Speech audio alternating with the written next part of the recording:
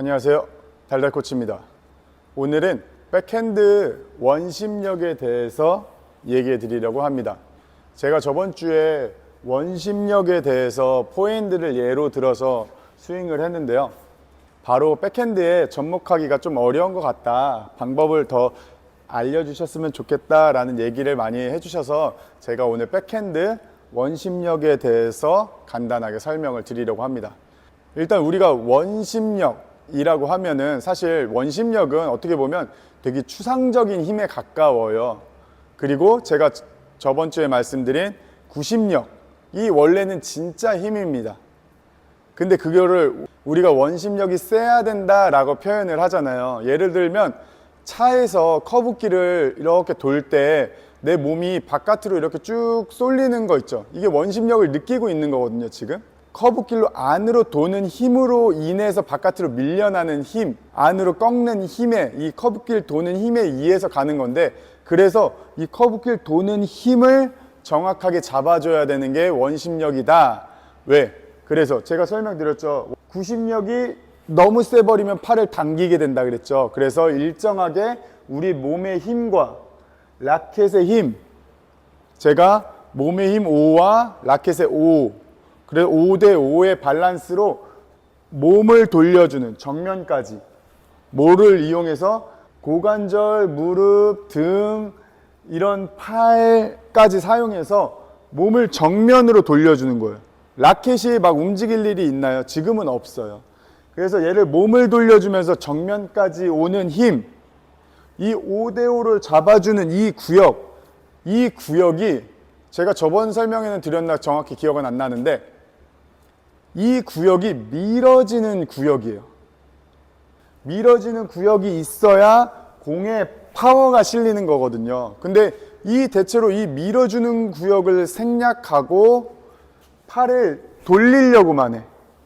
팔만 돌리면 팔의 힘만 전달되고 이 정확한 이 구심력이라고 하는 힘과 원심력을 느껴주면서 스윙을 가야 되는데 그게 어렵다는 거예요. 팔로만 하면. 그래서 테이크백을 했어, 뭐 이거 들고 있던 내리고 있던 상관은 없습니다. 들었어, 내 헤드 드랍, 이제 몸 돌아주면서 몸으로 임팩트까지 밀어주고 5대5, 이 지금 라켓에 힘이 5가 실려 있잖아요. 이 힘이, 그리고 나서 뿌려주는 힘, 공 쭉 정면까지 붙여서 이 구심력이 발생해서 가장 강력하게 힘을 내는 곳이 있어요. 그게 우리 임팩트 존으로 바꿔주려고 하는 거야.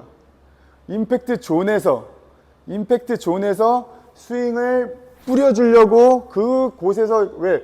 원심력이 가장 세니까 이게 멀어지는 구역이 발생한다 그랬잖아요. 예를 들어서 아까 차로도 설명했지만 이게 커브길이 이렇게 쭉 돌아가는데 좀 속도가 있었어. 그럼 내 차가 몸이 이렇게 쭉 가잖아요. 근데 처음에는 조금만 가다가 내 몸이 아예 이렇게 갈 때가 있죠. 아예 붙어질 때가. 그때가 가장 강한 거잖아요. 이게 반원으로 그려서 가다 보면 그 구역이 있어요. 중간을 지나는 그 지점. 그 지점이 임팩트 존이야. 우리는 임팩트 존에서 마지막에 라켓을 공에 붙여서 쭉 끌고 가다가 임팩트 이 존에서 힘을 땅 실어주는 게 4대 6 내지 4.5대 5.5로 바꿔주는, 5대 5에서 5대 5 이 밀어주는 이 힘에서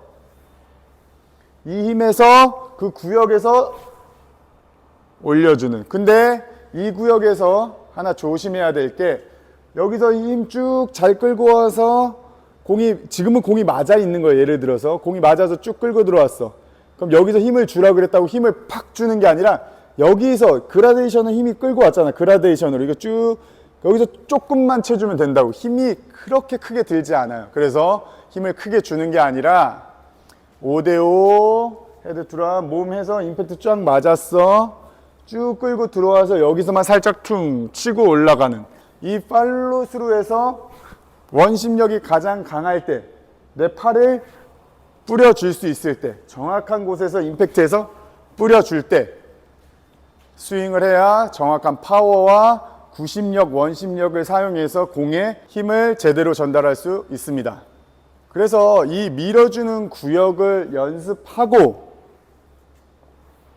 뿌려주는 연습까지 하고, 근데 이게 단순하게 보면 밀어주고 올라간다고 끊긴다고 생각하잖아요. 제가 누누이 말하지만 임팩트 존은 교차죠. 이 오버랩이 됩니다. 이 공간에서 팔로스를 돌리는 거, 밀어주는 거 두 가지 다 해야 돼. 그래서 어려운 거예요. 그게 어렵고, 근데 밀어주는 거 포기하고 팔로스로만 돌리고 싶어. 그런 공이 짧아지거나 힘이 없거나 스핀만 생기거나 걸리거나 이런 경우가 많이 생긴다. 그래서 밀어주는 이 구역, 이 궤도에서 빵. 그래서 나중에는 어떻게 되냐면 밀어주는 여기까지 안 밀어요. 여기서 대체로 올라가. 밀다 말고 이제 올라간다고. 그 힘을 이제 정확하게 쓸 줄 아니까 필요한 곳에서 간결화, 간소화를 시켜서 필요한 곳에 탕 스윙을 하게 됩니다. 앞모습만 보니까 조금 어려울 수 있는데 옆모습으로 한번 체크를 해볼게요. 대체로 팔로 돌린다는 건 구심력이 강하다 그랬죠. 구심력을 낮춰줘야 돼, 생각보다. 내가 이 힘, 몸의 힘 5, 라켓의 힘 5라고 하고 이 간격을 유지해주면서 힘을 전달시켜줘야 된다고 했는데 이게 5가 아니라 이게 당기는 게 7 막 이렇게 된단 말이에요. 심하게는 8 막 이렇게도 당겨요. 근데 제가 얘기하죠. 당기는 힘이 6은 넘지 않았으면 좋겠어요. 5.5까지는 이해할게요. 그래서 5에서 약간만 일단은 밀어주는 역할을 먼저 배우고 그 다음 팔로스를 해도 괜찮다. 그래서 공 치는 걸로 보여드리면 테이크백을 했어. 근데 얘 힘을 이게 팔이 이게 당기려고 그런다고 대체로 팔을 밀어주는 게 아니라 이 팔을 당겨요. 몸은 돌지도 않고 이렇게 당기려고 그런다고. 근데 이게 아니라 어깨 쭉 넣었어. 그럼 일단 몸으로 돌리면서 얘를 밀어줘. 라켓 똑바로 해서 일단 밀어주는 구역을 완성시켜줘. 몸 돌아서 똑바로 밀어줘. 그리고 나서 이게 밀어진다면 그리고 스윙 넘어가. 밀어지는 걸 몸으로 완성시켜주고 스윙 넘어가. 밀어지는 거 완성시키고 넘어가. 들어 내려 몸 돌려 넘어가. 들어 내려 몸 돌려 넘어가. 내려 그냥 넘어가. 스윙 들어 내려 넘어가. 스윙 힘 빼고 넘어가.